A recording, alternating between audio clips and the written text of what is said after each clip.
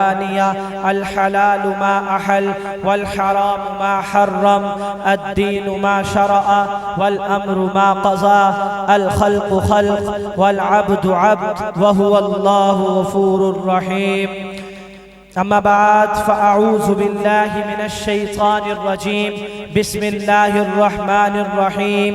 قاف والقرآن المجيد. قال النبي صلى الله عليه وسلم القرآن حجة لك أو عليك أو كما قال عليه الصلاة والسلام.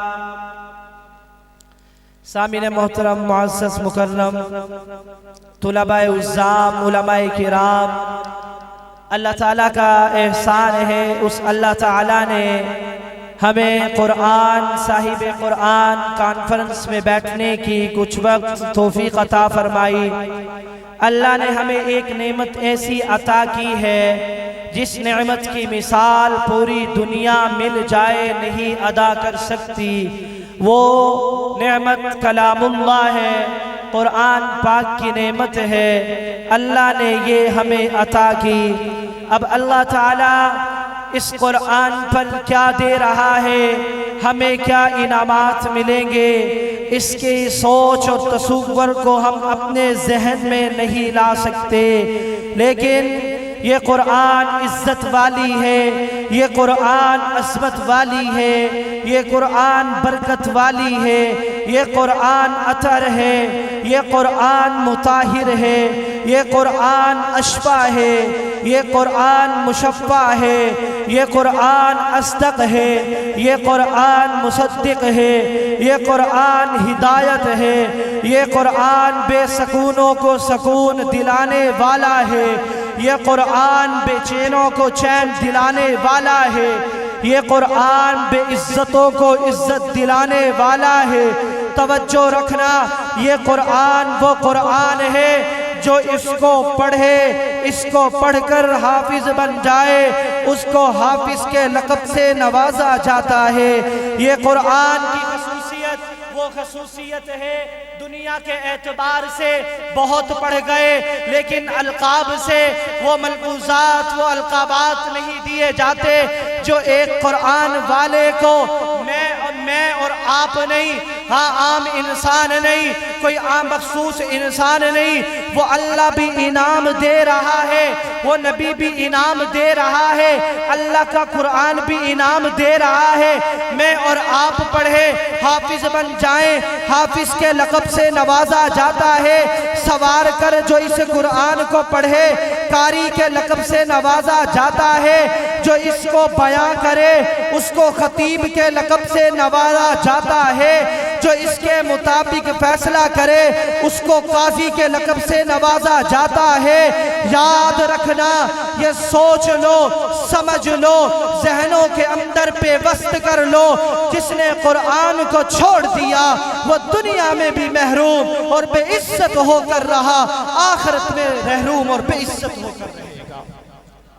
پھر اللہ حافظ قرآن کو 5 انعام دے رہا ہے. لے آؤ، تم بھی بیٹھے ہو، میں بھی کھڑا ہوں، پوری دنیا میں چکر لگا لو، گھوم لو، ڈھونڈ کر لاؤ، تلاش کر لاؤ.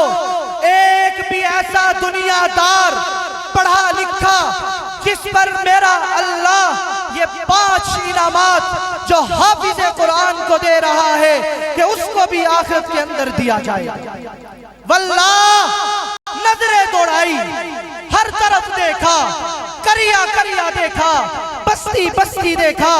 اللہ میں تھک گیا، میرے اندر اتنی طاقت سکت ہمت نہیں کہ میں ایسا بندہ تلاش کر ڈالوں جو 5 انعامات میرا اللہ ان حافظ قرآن کو دے رہا ہے.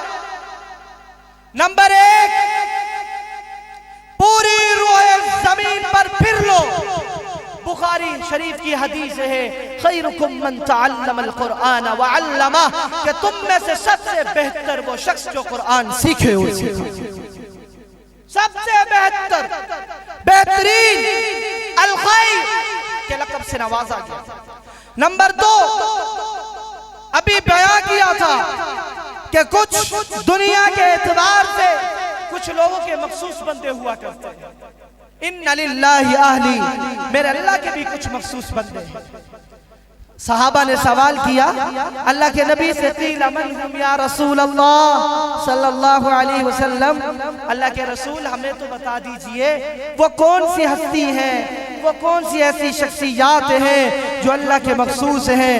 اللہ کے نبی نے اپنی زبان اطہر کے ساتھ یوں ارشاد فرمایا اہل القرآن و اہل اللہ و خاصت، اللہ کے قرآن کو مضبوطی سے پکڑ لیں اور اللہ والے ہیں وہ اللہ کے خاص ہیں۔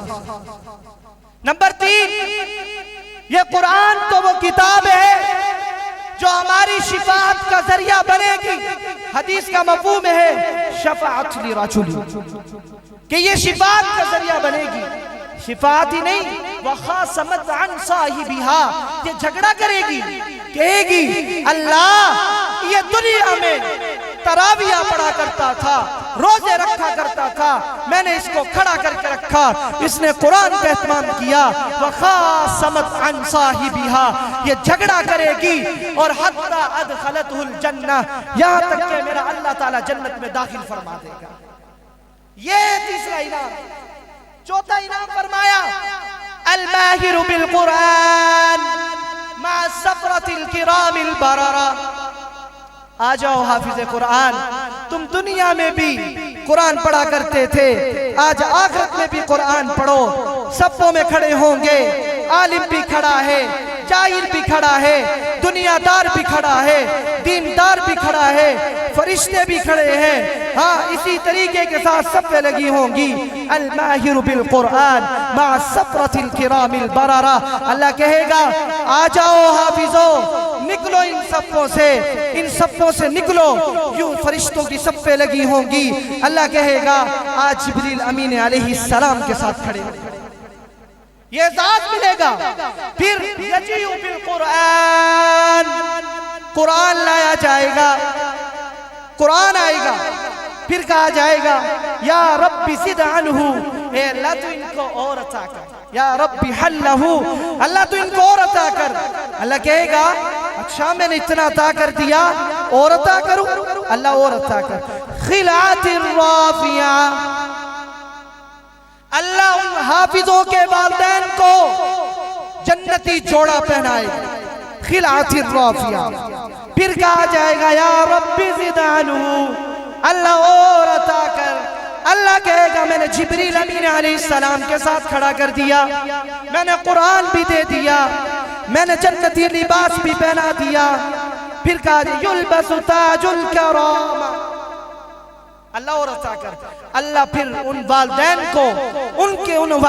کو اور اس حافظ بچے کو، اس حافظ قرآن کو وہ تاج پہنائے گا جس کی چمک اور دمک سورج کی روشنی سے بھی زیادہ ہوگی۔ وَيُلْبَسُ تَاجُ الْكَرَامَةِ، پھر کہا جائے گا یا رب زد عنہ، اللہ تو اور عطا کر دے۔ اللہ کہے گا یہ کم ہے، اتنا عطا کر دیا۔ پھر کہا جائے گا یا رب ارضعن، یا رب ارضعن، اللہ تو راضی ہو جا۔ اللہ کہے گا اے میرے بندے، یہ میرے راضی ہونے کی علامت نہیں ہے، میں نے ان کو قرآن بھی دے دیا، جبریل امین علیہ السلام کی صف میں بھی کھڑا کر دیا، میں نے ان کے والدین کو جنتی لباس بھی پہنا دیا، میں نے اس حافظ قرآن کو ایک عزت اور کرامت والا تاج بھی پہنا دیا۔ یہ میرے راضی ہونے کی علامت نہیں ہے تو اور کیا ہے؟ پھر کہا جائے گا یا رب ارضعن، اللہ تو ان سے راضی ہو جا۔ آواز لگائی جائے گی، اعلان ہوگا ساتھی، حافظ قرآن، پانچواں اعلان۔ یاد رکھو جس طرح تم دنیا میں قرآن پڑھا کرتے تھے، آج تم آخرت میں آئے ہو، یوں درجہ بدرجہ چڑھتا جا، قرآن کو پڑھتا جا۔ الف لام میم سے تو شروع کر، من الجنت والناس پہ اختتام کر، جہاں تو والناس پڑھے گا وہاں تیرا جنت کا آخری درجہ ہوگا۔ یہ اللہ انعام دے رہا۔ اب میں وقت کی قلت کو مد نظر رکھتے ہوئے اپنے اگلے مہمان نعت خواں حافظ مقصود حسانی صاحب، ان سے التماس ہے وہ سٹیج پر آئیں اور نعت مقبول کے ساتھ فرمائیں۔